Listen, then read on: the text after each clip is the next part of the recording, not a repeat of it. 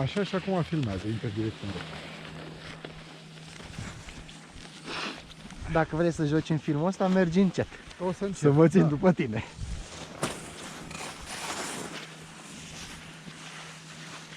Deci acum începem filmarea pentru vlogul meu, pentru toți idolii mei. Am tot orgoliu pentru voi care sunteți pe canalele mele, pe Instagramele mele, pe YouTube-ele mele. Deci acum suntem la Bansko, pe leva, pe euro, ca șmecheri aia mari. Am venit, BMW-ul e jos. Avem cauciucuri de vară, că nu ne trebuie decât la meseriași. Acum, vă pupă fratele vostru, o să dea câteva virajuri pe șchiuri, de închiriat are săracii, o le-am cumpărat. Sunt ăsta al vostru, numărul 1, Bogdan Ionescu, vă pupă fratele vostru și de cameraman să nu uite, este tot Bogdan Tavaru din Ploiești. Haideți, după mine! Hai, să vedem.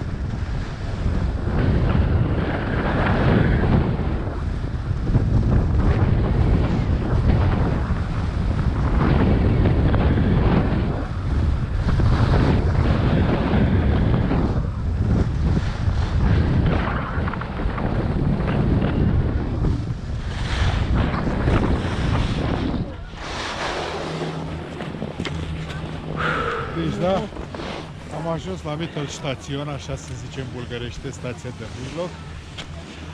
Vezi că am mers încetișor. Super.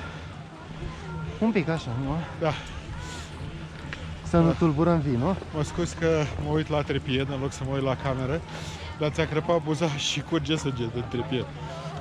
Ești ca femeile alea care îți dă curuș prea mult.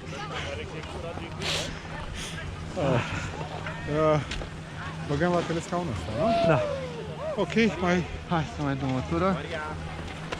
Hai să ungem trepiedul repede jos.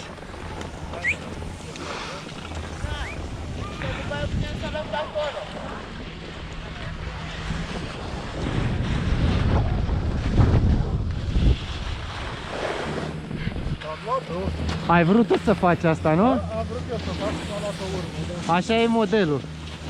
Stai să văd că dacă reușesc să mă reușesc să văd. Nu, dar Bogdan își face singur cascadele. Da.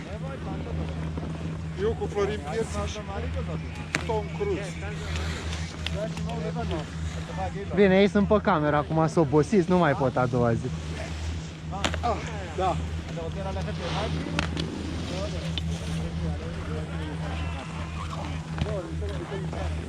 Țineți cont că cascadoria asta am făcut-o cu partea ruptă.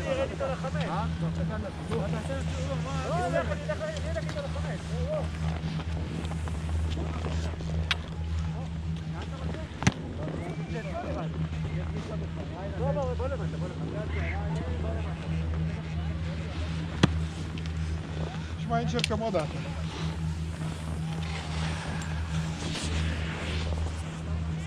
Fanii mei numărul 1, poate de data asta nu mai vedem.